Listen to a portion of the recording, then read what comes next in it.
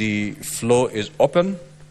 I call upon Senator Boni of Kakamega to take the floor.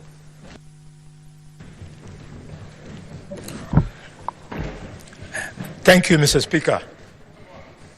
Mr. Speaker, accept my compliments for allowing us to reserve time and place for this very important motion.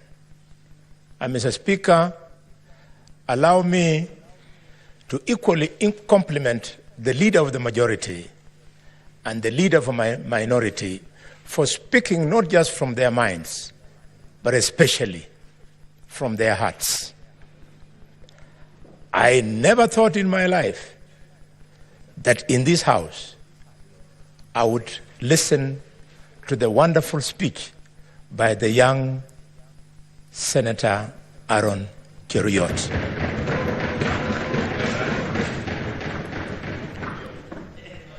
We have been trying to steer this parliament in that direction, and some people wanted to read defiance. No. Listen to the words of the leader of the minority. He is telling the Gen Z that at no time in this parliament have we ever locked anybody from accessing us.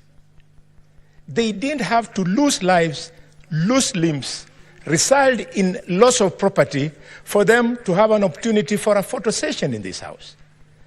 Every day, the Speaker's Gallery and the public gallery has not only remained open, but it always have people. In fact, there are times, Mr. Speaker, when we are not sitting, the Sergeant at Arms allows people to come and sit in these benches. We didn't have to pay this price.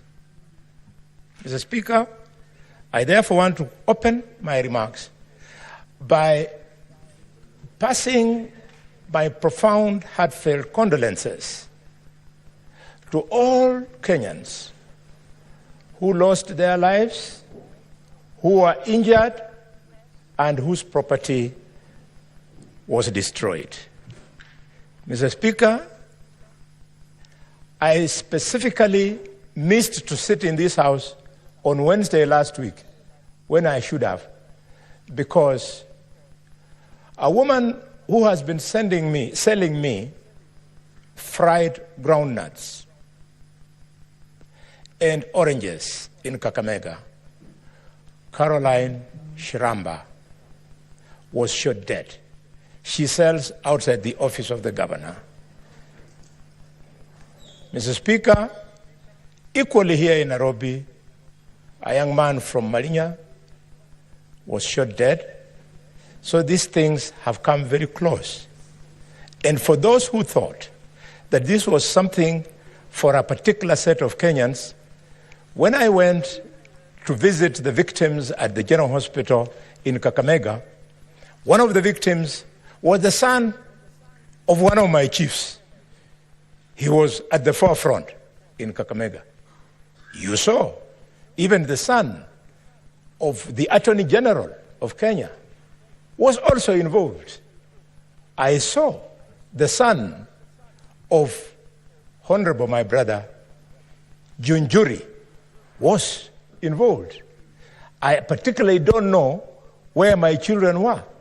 Probably they were also involved. The only thing that missed was that they were not captured on camera. Mr. Speaker, where are we? 4 things that are unprecedented have taken place. The first one is that for the first time in the history of this country, the president refused to assent to the finance bill. It is unprecedented. 2, Mr. Speaker, the youth did what they did. Some people call it inversion of parliament. Others call it desegregation of parliament. I don't know what to call it. I can only say they did what they did.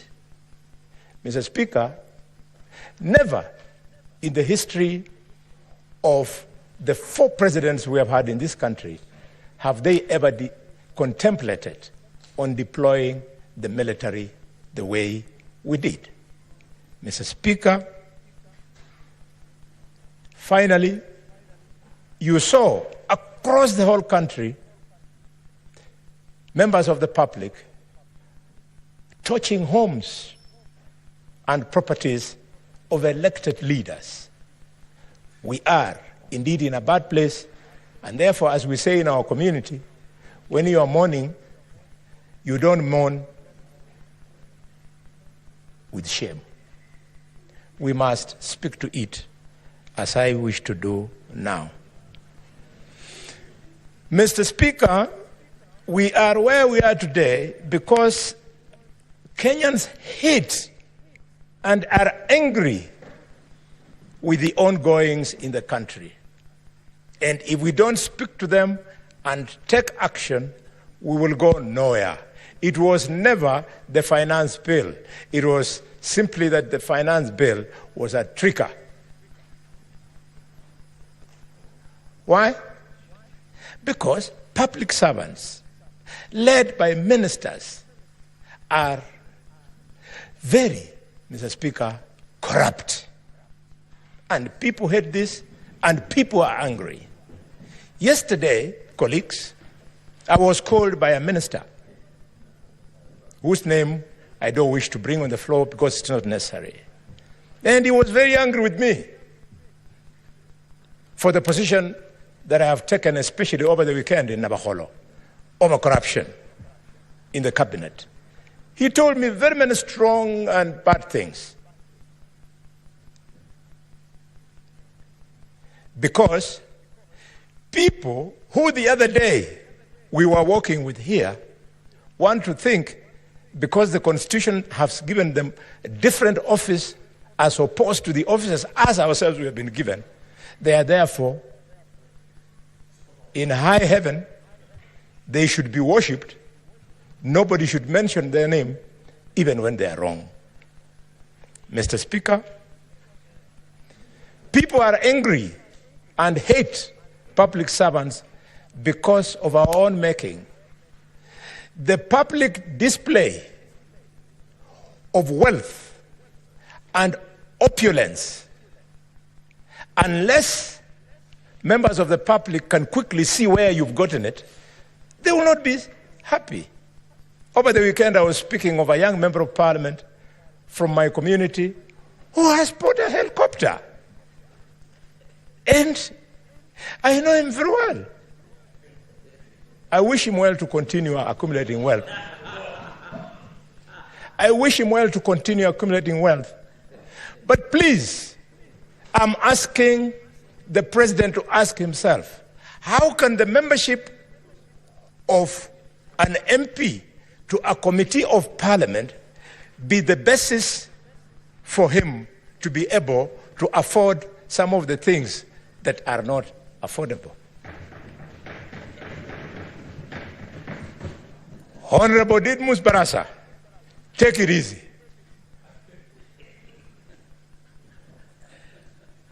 Those helicopters will not change your life.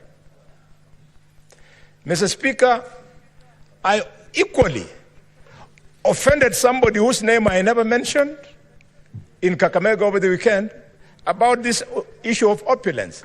I just wondered, how would an MP be able to donate 20 million shillings at a Harambe? He was very offended. In another function, I saw a minister of this government carrying a white bag, on the back like this, and started announcing how many millions are in that bag. Said, Moja, Bailey.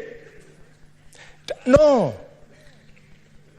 Mr. Speaker, if we don't refuse these things, people like Murkomen will think that they are giving us their money. It's not their money. Those are proceeds of corruption.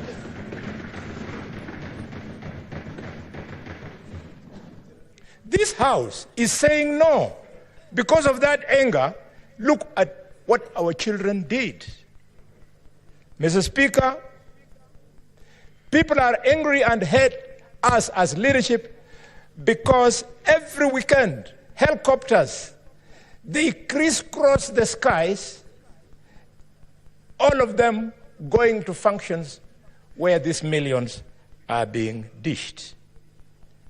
Mr. Speaker, the fuel guzzlers that we drive, I know if you go to this parking, Mr. Speaker, you can see the difference between the vehicle four-wheel drive driven by your senators compared to those ones driven by members of the National Assembly. In the parking of the Senate, you see Prados. But in the parking of the National Assembly, you see high-end vehicles that sometimes you only see. And why, Mr. Speaker? Because of an unconstitutional fund called CDF. That unconstitutional fund, the courts made a pronouncement that it was unconstitutional and illegal. How did we respond as Parliament? The National Assembly, without blinking an eye, went and exercised legislative impunity by twisting the act so as to be allowed to continue with that unconstitutional, illegal process.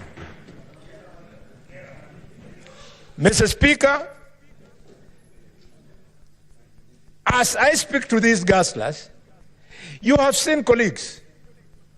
You are there struggling to rush to this Senate, then an MP, then a Secretary General of a political party comes with chase cars, his vehicle having the national flags with a siren, and the police does not arrest those people. The law is very clear on who should actually fly the national flag. The law should be very clear on whose convoy should be cleared with sirens.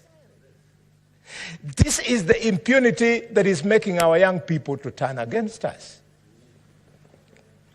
Mr. Speaker, I want to celebrate the President for the remark he made on Sunday during the interview that he was fielding questions. I did not support the fact that the President was fielding questions. I did not. Because I know that the President has people who are supposed to have fielded those questions. As like the leader of the majority was saying, the responses to security that the President was doing should either have been done by regular briefs by the IG or by Professor Kithure Kindiki. What was the President being put there being humiliated by the people of the media? But I celebrate him for accepting that we have wasteful expenditure in several offices in this country. Professor respected Githu Muigai gave, while in office, a legal advisory opinion on something called the Office of the First Lady. I urge you, colleagues, to go and read that opinion. He convinced me, and those who will read it after me, that the issue of First Lady is actually foreign to our Constitution.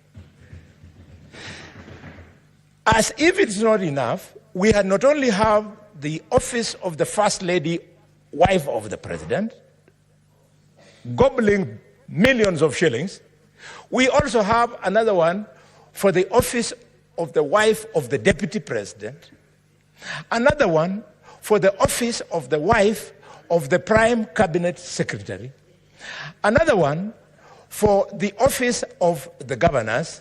I always say, God bless Kenya. If I had that ambition, then if I were to ascend to one of these offices that people think they should have those wives as first ladies, you would check my family. Who will be my wife? Who will be the first lady? Will be my first wife, my second wife, my third? Which one? Those are private family issues that should never be brought in public. I am a student of Michael Kijana Wamalwa. I am a student of George Welime Captain. I never saw Wamalwa's wife or George Welime's Captain's wife address any function, not in Luhya land, not in their constituencies, nowhere else. Their purpose was to make sure that visitors have eaten. What became of husbands in this country? Mr. Speaker, very quickly, because the light is now on, people are angry and hate us because of impunity. The impunity you are seeing, that we have a director of public prosecutions who, from Monday to Friday, sits scheming on which language and which law to use so as to help people who are politically correct, criminals who have court cases, to be released. I don't know if that is why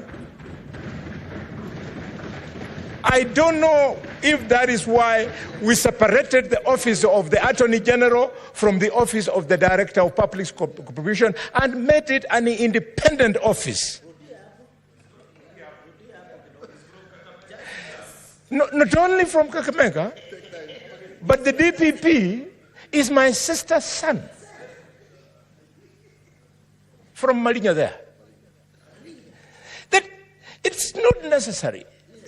Let criminals who have stolen property, and you know them, go through the due process. If it was working, some of the ministers in office today would not be ministers. They became ministers because a corrupt parliament allowed them to become ministers, and then the DPP followed it up by withdrawing their cases. Mr. Speaker, impunity of tribalism. Leader of the majority, you have said it. Where will the children from the tribes where the president does not come from, where deputy president does not come from, where the prime cabinet secretary does not come from, how will they get jobs?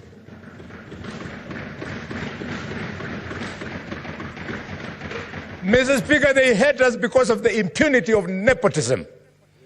I know of a cabinet secretary who has employed in his office 2 sons of, yes, Mr. Speaker.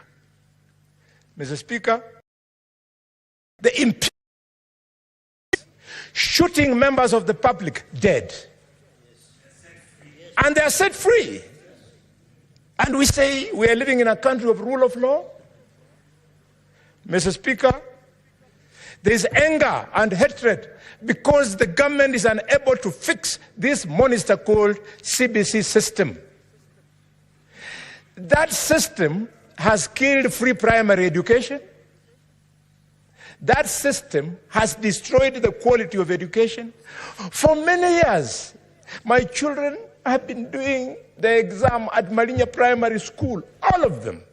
It's only right now that for the first time, my daughter,